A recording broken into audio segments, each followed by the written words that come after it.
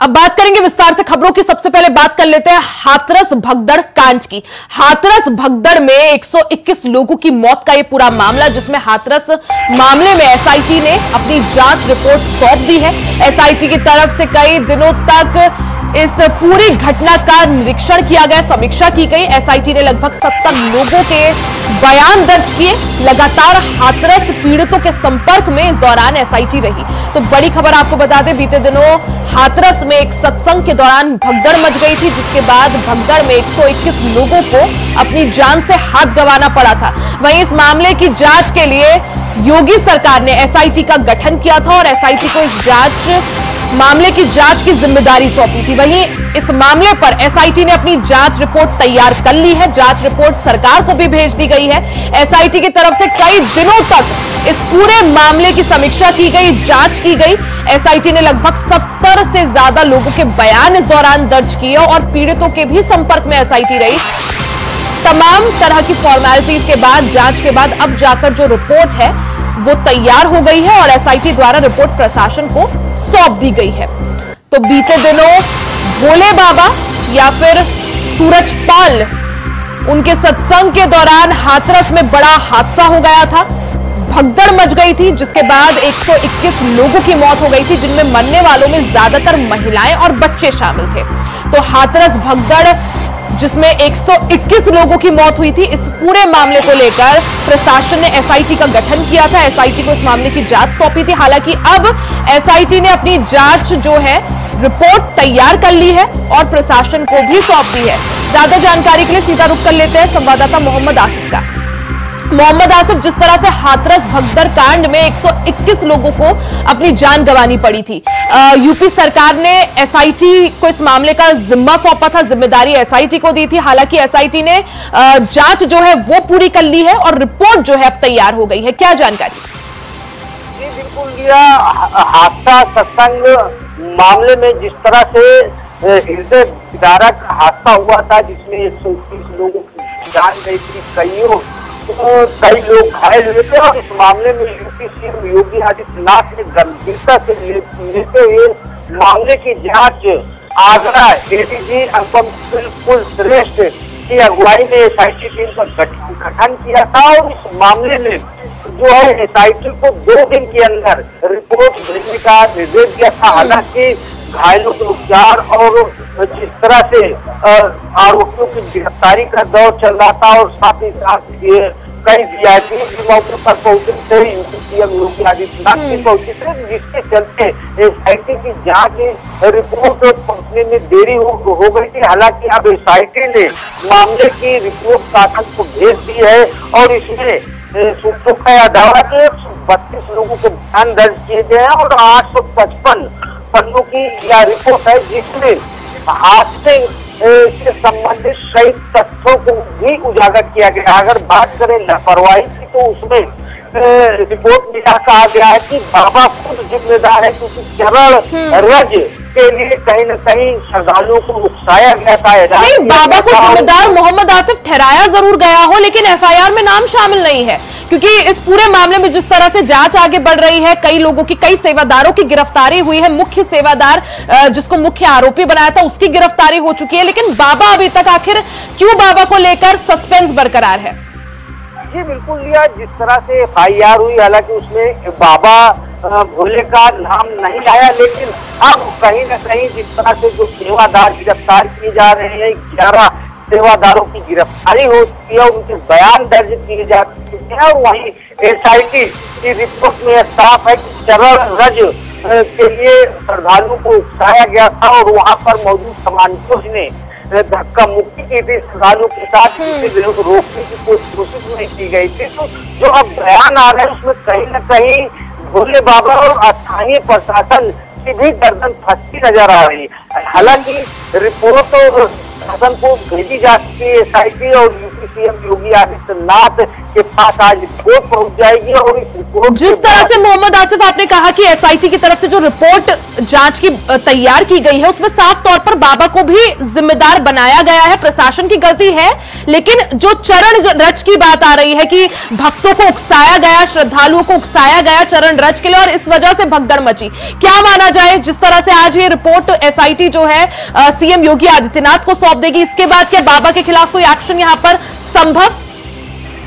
जी बिल्कुल लिया, जिस तरह से एसआईटी की रिपोर्ट सौंपी गई है, एसआईटी की रिपोर्ट में कई तथ्यों का खुलासा किया गया है। यहाँ तक कि एसआईटी की रिपोर्ट में याद है कि निकाह द्वार जो था काफी सकरा था और साथ ही साथ 80,000 लोगों के लिए भीड़ इकट्ठा होने की बात कहते हुए अनुमति मांगी गई थी, लेकिन यहाँ पर 2 लाख से भी अधिक श्रद्धालु पहुंच गए थे और जिसकी रिपोर्ट भोले बाबा और खासकर आयोजक जो सरकार मधुकर की तरफ से प्रशासन को नहीं सौंपी गई थी। पहली लापरवाही यह सामने आई है, दूसरी लापरवाही साफ तौर पर है कि जिस तरह से चरण रथ को लेकर भगदड़ मची थी, इस दौरान जो आयोजक थे, जो सुरक्षा में तैनात बाबा के कारिंदे थे, सेवादार थे, उन्होंने बिल्कुल यानी पूरी तरह से यहाँ पर एसआईटी ने अपना काम पूरा करते हुए रिपोर्ट तैयार कर ली है। आज सीएम योगी आदित्यनाथ को ये रिपोर्ट सौंपी जाएगी, हालांकि उसके बाद इस मामले में क्या कुछ एक्शन लिया जाता है या बाबा के खिलाफ कुछ कार्रवाई होती है उस पर सभी की निगाहें यहाँ पर। मोहम्मद आसिफ आप बने रहिएगा, आगे भी आपसे जानकारी लेंगे। वही अब बात लखनऊ की कर लेते हैं। 2027 से पहले संगठन की मजबूती में बसपा जुट गई है। उपचुनाव की तैयारियों में जुटी बसपा सुप्रीमो मायावती, यूपी समेत अन्य राज्यों में विधानसभा उपचुनाव होने हैं। ऐसे में यूपी में संगठन को मजबूत करने की दिशा में काम शुरू कर दिया गया है। जिला कमेटियों की नई सिरे से गठन किया जा रहा है। दलितों, पिछड़ों और मुसलमानों को स्थान दे रही है बसपा। तो जिस तरह से 2024 लोकसभा चुनाव में बसपा को मुंह की खानी पड़ी थी, काफी बेकार बसपा का प्रदर्शन रहा। एक भी सीट, उत्तर प्रदेश की 80 में से एक भी सीट बसपा अपने पाले में नहीं कर पाई थी। इसी को देखते हुए लोकसभा चुनाव के नतीजों के ठीक बाद अब बहुजन समाज पार्टी पूरी तरह से एक्शन मोड में है। 2027 के पहले, क्योंकि यूपी में 2027 में विधानसभा चुनाव है, उससे पहले अब अपने संगठन को मजबूत करने में मायावती जुट गई है। उपचुनाव की तैयारियों में भी बसपा अब सक्रिय हो गई है। यूपी समेत अन्य राज्यों में जिस तरह से विधानसभा उपचुनाव है, इसको देखते हुए तैयारियां बसपा द्वारा शुरू कर दी गई है। ज्यादा जानकारी के लिए सीधा रुख कर लेते हैं मोहम्मद आसिफ का। मोहम्मद आसिफ, जिस तरह से लोकसभा चुनाव में बसपा को लोकसभा चुनाव ने एक तरह से आईना दिखाया, जो दलितों और पिछड़ों का वोट बैंक था वो पूरी तरह से समाजवादी पार्टी की तरफ मूव होता हुआ, शिफ्ट होता हुआ हमें दिखा। ऐसे में अब 2027 के चाहे यूपी विधानसभा चुनाव की बात करें या जिस तरह से अभी हाल ही में अब उपचुनाव होने हैं, ऐसे में इसको देखते हुए बीएसपी पूरी तरह से एक्टिव नजर आ रही है और फिर से जो है तैयारियां एक तरह से शुरू कर दी है और संगठन को मजबूत करने की कोशिश है। जी बिल्कुल लिया, जिस तरह से बसपा ने लोकसभा में, बीते लोकसभा में प्रदर्शन किया, प्रदर्शन काफी निराशाजनक रहा। इस जो परिणाम आया है, इससे बसपा प्रमुख मायावती ने बड़ा सबक भी लिया और बसपा प्रमुख अब जो है यूपी के विधानसभा के उपचुनाव को लेकर भी बड़ी तैयारी करने रही और साथ ही साथ 27 का रण जीतने के लिए भी अभी से मास्टर प्लान तैयार किया जा रहा है। बात करें बीएसपी के जो मास्टर प्लान है, उसे बसपा ने अब लखनऊ सहित 5 जिलों की कमेटियों का पुनर्गठन किया है, जिसमें जो है बसपा ने लखनऊ, प्रयागराज, प्रतापगढ़ और रायबरेली और उन्नाव की कमेटियां गठित की गई है। इसमें जो है मायावती ने एक अलग तरह की सोशल इंजीनियरिंग की है और साथ समाजवादी पार्टी को बड़ा झटका देने के लिए बसपा प्रमुख मायावती पीडीएम के सहारे जो है अपनी चुनावी बैतरणी पाल लगाने की जरूरत में लगी हुई है। और वहीं दूसरी तरफ कहीं न कहीं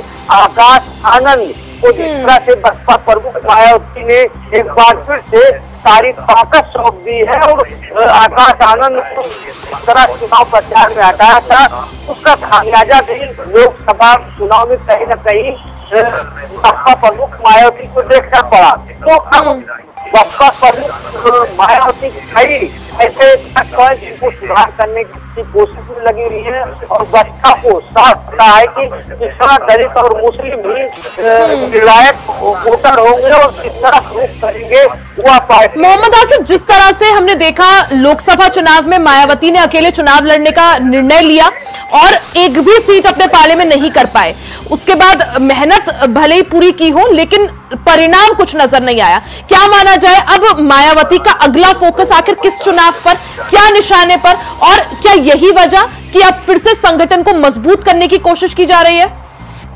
जी बिल्कुल, निश्चित तौर पर जिस तरह से बसपा को लगातार झटका पर झटका लग रहा है। अगर जिससे विधानसभा चुनाव की बात करें तो सिर्फ एक सीट पर उनका विधायक जीता था और अगर लोकसभा चुनाव की बात करें तो लोकसभा चुनाव में 10 सांसदों वाली बसपा शून्य पर पहुंच गई। ऐसे में बसपा प्रमुख मायावती को बड़ा तगड़ा झटका लगा और जिस तरह से बसपा प्रमुख मायावती ने अकेले सब पर चुनाव लड़ने का जो ऐलान किया था वह कहीं न कहीं बसपा प्रमुख के लिए घातक भी साबित हुआ, क्योंकि समाजवादी पार्टी से के साथ उनका जिस तरह से बसपा ने चुनाव जीता लोकसभा का लड़ा था उसमें 10 सीटों पर सत्ता हुआ था, लेकिन अकेले दम पर चुनाव लड़ने का यह फैसला बसपा प्रमुख मायावती और उनकी पार्टी के लिए घातक साबित हुआ। तो इससे भी सबक लेते हुए बसपा प्रमुख मायावती ने बड़ा मास्टर प्लान तैयार किया है और सीडीएस के गांव को झटका देने के लिए प्रीमियम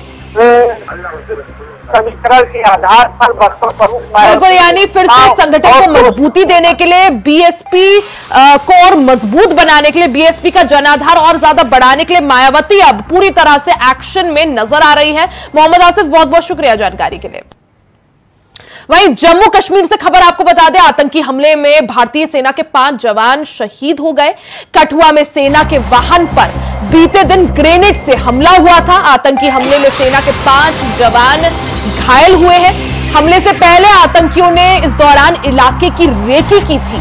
आतंकी हमले में इस्तेमाल हुए M4 carbide rifle Jammu Kashmir के कठुआ में इस दौरान आतंकी हमला हुआ था। बीते दिन की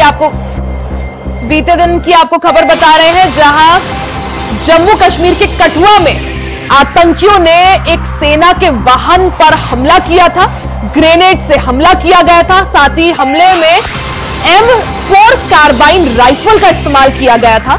वहीं इस आतंकी हमले में सेना के 5 जवान घायल हो गए थे और 5 जवानों की मौत हो गई।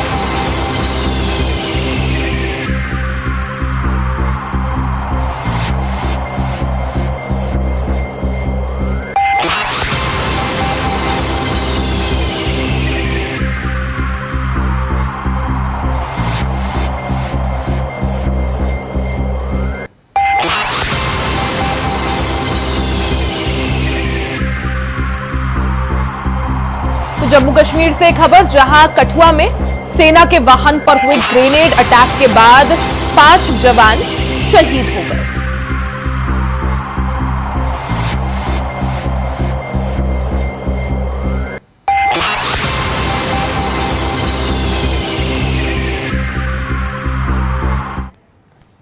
तो आतंकी हमले में भारतीय सेना के 5 जवान शहीद हुए थे। रक्षा मंत्री राजनाथ सिंह ने इस पूरी घटना पर दुख जताया है। रक्षा मंत्री राजनाथ सिंह ने कहा कि हम शहीदों के परिजनों के साथ हैं। घायल जवानों का अस्पताल में इलाज जारी है। तो जम्मू कश्मीर के कठुआ में बीते दिन आतंकियों ने सेना के एक वाहन पर ग्रेनेड से हमला कर दिया था, जिसमें 5 जवान घायल हो गए थे और 5 जवान शहीद हो गए थे। इस पूरे घटना के बाद रक्षा मंत्री राजनाथ सिंह ने इस हादसे पर दुख जताया है। साथ ही शहीदों के परिवारों के साथ होने की बात कही है। साथ ही उन्होंने कहा कि घायल जवानों का अस्पताल में इलाज जारी है।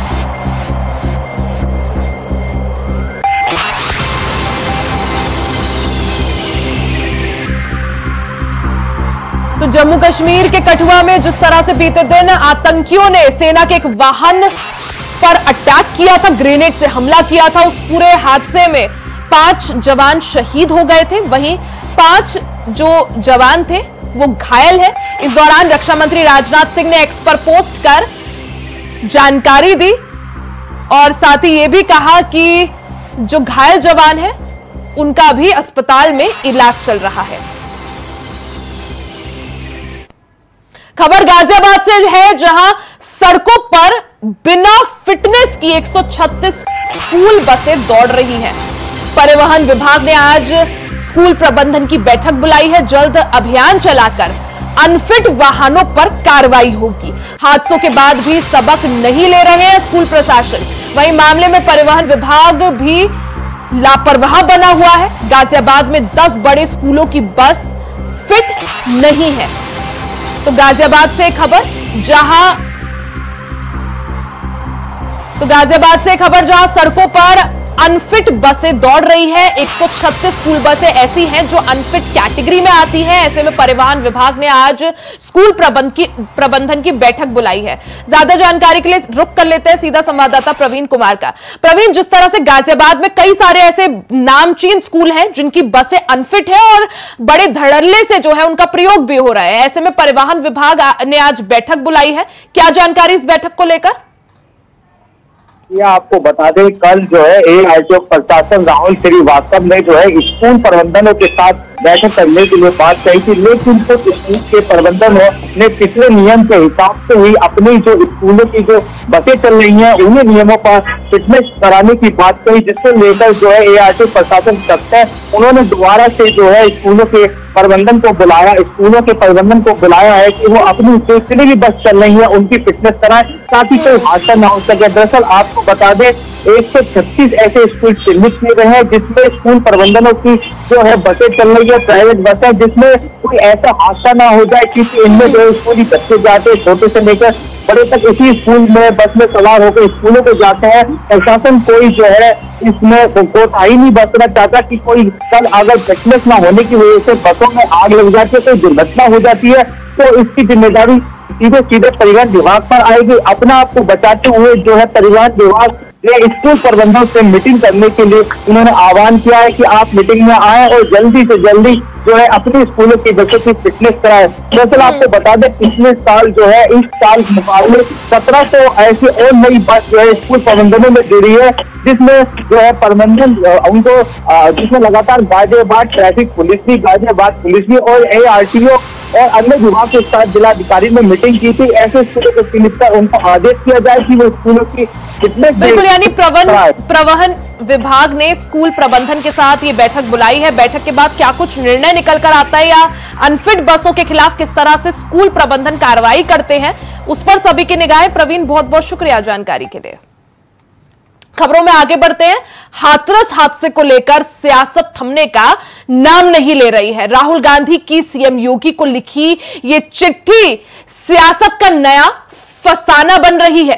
राहुल गांधी ने उत्तर प्रदेश के मुख्यमंत्री योगी आदित्यनाथ को पत्र लिखकर सहायता राशि बढ़ाने की गुजारिश की, मगर उन तस्वीरों को याद कीजिए जब कांग्रेस सांसद और लोकसभा में नेता प्रतिपक्ष राहुल गांधी ने हाथरस हादसे के पीड़ित परिवारों से मुलाकात की थी, तब भी बीजेपी ने इस सियासी नाटक करार दिया था। इस मसले को लेकर आइए आपको एक रिपोर्ट दिखाते हैं।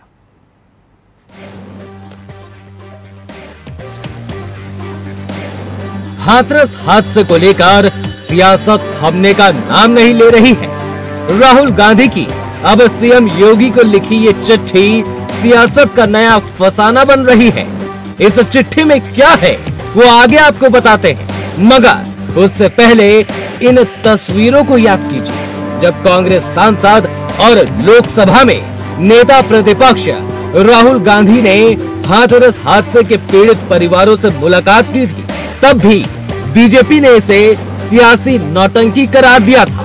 लेकिन अब इसके बाद उत्तर प्रदेश के मुख्यमंत्री योगी आदित्यनाथ को पत्र लिखकर सहायता राशि बढ़ाने की गुजारिश की। राहुल ने अपने सोशल मीडिया पोस्ट में लिखा, हाथरस में भगदड़ हादसे से प्रभावित पीड़ित परिवारों से मुलाकात कर उनका दुख महसूस कर और समस्याएं जानकर उत्तर प्रदेश के माननीय मुख्यमंत्री योगी आदित्यनाथ को पत्र के माध्यम से उन्हें अवगत कराया। मुख्यमंत्री जी से मुआवजे की राशि को बढ़ाकर शोकाकुल परिवारों को जल्द से जल्द प्रदान करने का आग्रह किया है। अब इस मुद्दे को लेकर बीजेपी राहुल पर वार कर रही है। अच्छी बात है, जो सुझाव उनके मुख्यमंत्री को मिले हैं वो सुझाव पर मुख्यमंत्री विचार विमर्श करके बात आगे करेंगे और तो करना होगा। इसी को लेकर इस बुलेटिन में फिलहाल के लिए सिर्फ इतना ही। खबरों का सिलसिला जारी रहेगा, बने रहे हमारे साथ।